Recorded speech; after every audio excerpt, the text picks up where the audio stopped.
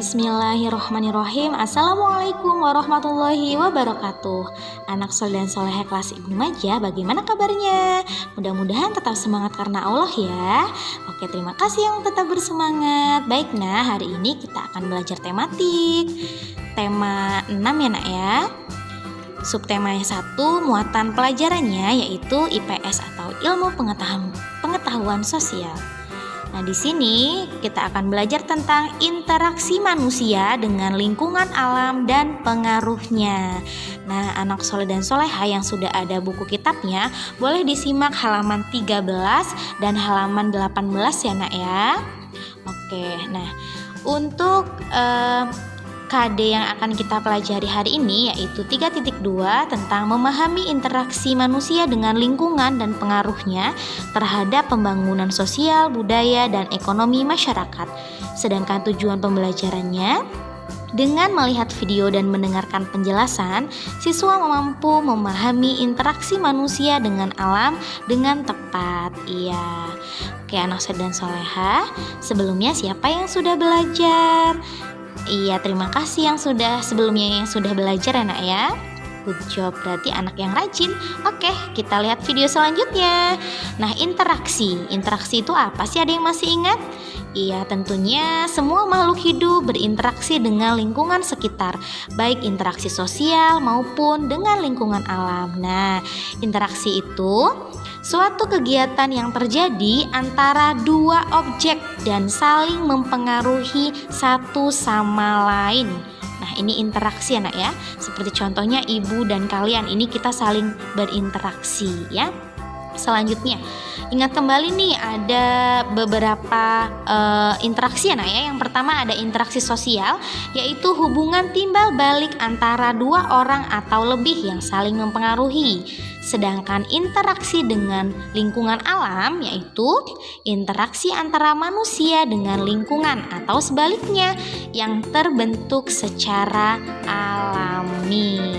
Nah, ini ada dua ya nak ya, dua contoh interaksi yaitu interaksi sosial dan interaksi dengan lingkungan alam. Nah, contohnya apa saja lingkungan alam yang mempengaruhi aktivitas manusia? Oke, yang pertama, lingkungan yang subur dan curah hujan yang tinggi akan mempengaruhi aktivitas manusia untuk bercocok tanam. Yang kedua, lingkungan pantai atau laut dapat mempengaruhi aktivitas manusia untuk mencari ikan, tambak, atau menjadi petani garam. Biasanya di daerah pantai ya nak ya. Nah, sedangkan yang ketiga, di daerah penambangan membuat masyarakat sekitar banyak yang bekerja menjadi penambang. Oke, nah selanjutnya ada contoh aktivitas manusia yang mempengaruhi lingkungan alam. Yang pertama, mengalihfungsikan lahan menjadi pemukiman.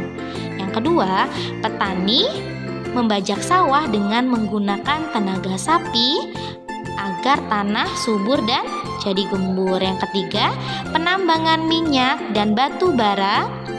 Yang keempat, membakar hutan. Yang kelima, tidak melakukan tebang pilih. Yang keenam, masyarakat memanfaatkan sungai sebagai sarana transportasi. Nah, itu contoh aktivitas manusia ya nak ya, lingkungan alam. Selanjutnya bisa dilihat di situ ada gambar pengaruh interaksi dengan lingkungan tercermin dari keragaman cara hidup dan aktivitas masyarakat. Nah, interaksi manusia dengan lingkungan alam di setiap daerahnya berbeda-beda nak.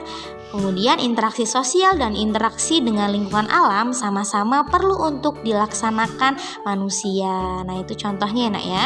Selanjutnya ada yang tahu belum ya, mengapa sih manusia perlu berinteraksi dengan lingkungan? Kalian bisa lihat di situ ada contohnya petani yang sedang membajak sawah dengan menggunakan traktor atau tenaga sapi atau kerbau. Nah, siapa yang sudah tahu?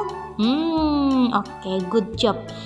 Terima kasih yang sudah jawab ya. Jadi, manusia perlu berinteraksi dengan lingkungan yaitu untuk memenuhi kebutuhan hidupnya. Oke, good job yang sudah menjawab dengan benar.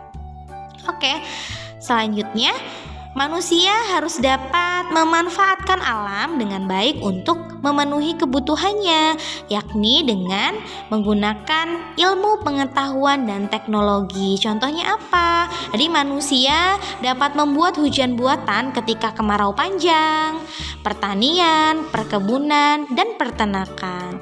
Nah, di sini ada pengaruh atau dampak dalam interaksi. Biasanya ada dua ya, ada dampak negatif dan positifnya tergantung dari interaksi yang dilakukan manusia. Oke, anak soleh dan soleha, boleh disimak di halaman 18 ya.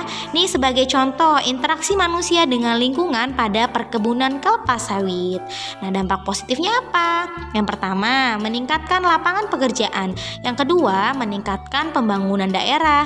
Yang ketiga, pendapatan penduduk meningkat. Yang keempat, dibangun sarana dan prasarana. Nah, itu contoh ada petani kelapa sawit ya nak ya. Kemudian ada dampak negatifnya juga. Nah, apa aja sih dampak negatifnya? Oke, yang pertama, berkurangnya keanekaragaman hayati karena hanya bisa dibudidayakan kelapa sawit saja. Yang kedua, berkurangnya habitat dan hewan asli yang dibuka untuk perkebunan.